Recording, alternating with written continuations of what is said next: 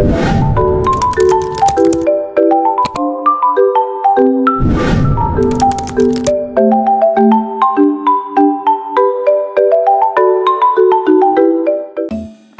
let's go. So, I'm going to show you kung paano nga ba ako nag-prepare para sa project na ito. And starting off, na-peel muna ako ng kalabasa and also kinat ko na rin into cubes bago ko siya ilaga. And kaya nagpainit muna ako ng tubig and pinakuluan ko na yung kalabasa. And wait lang natin hanggang sa lumambot yung kalabasa. And set aside muna. Now, from the same pot, yung chicken naman ay ilalaga ko naman din. And mas prefer ko din kasi na nakalaga siya kaysa raw ipakain sa mga dogs. And wait lang muna natin for a while and balikan natin. Yan. So, mukhang luto na siya but check muna natin using a fork. And kapag luto na, set aside muna natin. And nag-scramble din ako ng egg. Wala na akong ibang hinalo dyan. And nilagyan ko lang ng anting water para maluto sa pan. And ayan. Next naman is, hinamay-hamay ko na yung chicken gamit yung dalawang tinidor para mahiwalay siya sa buto. Kasi I'm pretty sure hindi naman pwede sa dogs yung buto. And ayun. Chicken din yung napili ko kasi mas madali siyang i-prepare na meat para sa dogs. And ayan, iniwalay ko na rin yung laman na nakadikit sa buto. And after nyan, next naman is yung kalabasa. Squash ko lang siya and then okay na po siya. And ito na yung mga gagamitin ko later on. Now, nilagay ko na siya sa lagayan para ready to go na. Tara, let's go and let's find some stray dogs that we're going to feed. Hi guys! So, this is the day 1 of my project of feeding the stray dogs. And nandito ako sa my MV together with my love of my life. Huy! Love of my life. And pupunta kami ngayon sa may harap ng Mixu, checking if meron kaming makitang dogs. And after nun sa Millionaires naman if wala. And bye! Ayan, thankfully may nakita akong stray dogs. Ang una nating nakitang dog ay tinawag kong Spotty kasi may spot siya. And ang cute niya kaya. Tapos, ayan na, nag-add na ako ng dog food. Yung BF ko yung bumili niyan. Pedigree and nag-add na ako dyan ng rice. Tapos ng kalabasa and then nag-add pa ako ng chicken para sa kanya. And nung nakita ko siya guys, talagang nagugutom na siya kasi pagkalabas ko pa lang ng container, lumapit na siya sa amin. And eto guys, oh, tingnan niyo, nag-take 2 pa siya dyan. And nag-add pa ako ulit kasi talagang malata mo talaga sa dog na nagugutom na siya. And nag-add rin pala ako dyan ng water. Tapos, winawait ko silang matapos yung mga dogs na pinapakain ko para malinis ko rin yung pinagkainan nila right after. So, ayun guys ha. Play go tayo ha. Clean as you go. Every time na kakandak tayo ng ganitong activity to maintain the cleanliness of our surroundings. Hi guys! It's day 2 of our project. And here I called him Whitey since color white siya.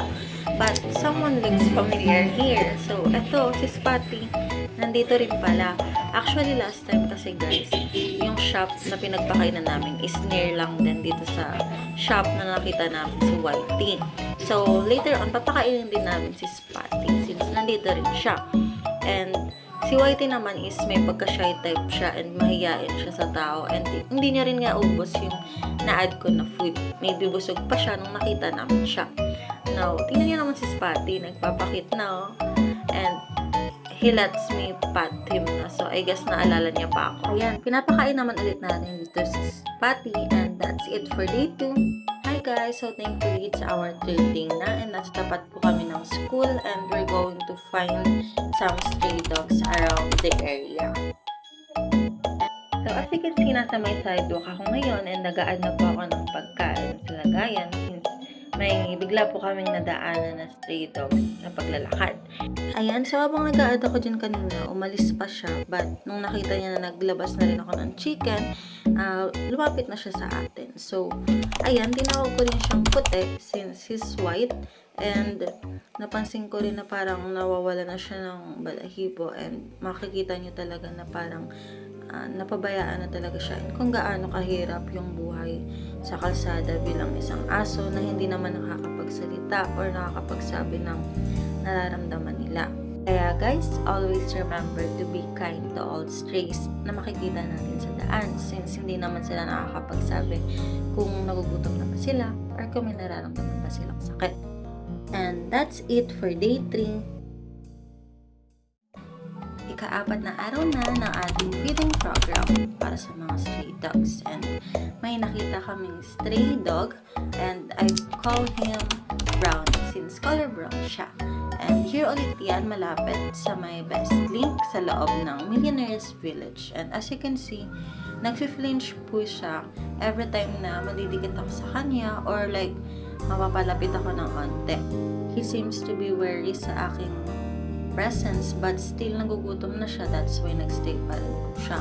It's very alarming behavior para sa isang aso kasi it could be a sign na naabuso po siya ng mga tao, that's why natatakot na siya or di kaya nag-flinch na siya every time na mapapalapit ako sa kanya. It pains me to actually experience it sa mga aso. Still, I hope I made his day by feeding him some food.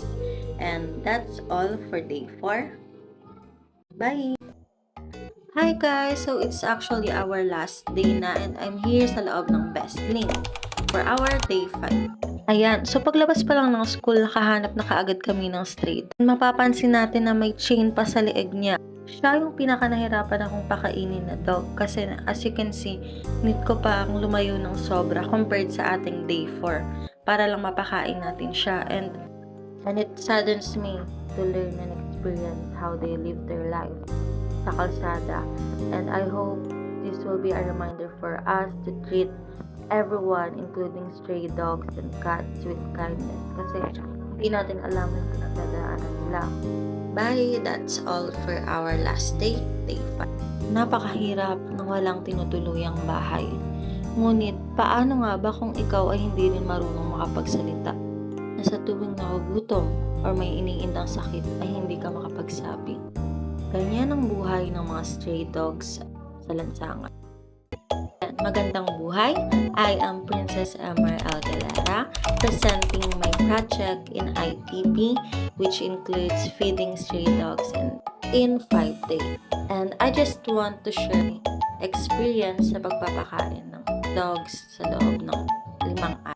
Out of all the projects that I've done throughout my first and second semester here at BestLink, this is the most remarkable one that I've ever made.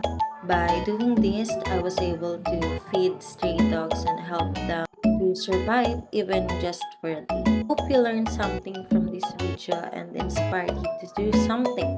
That's it. Thank you for watching.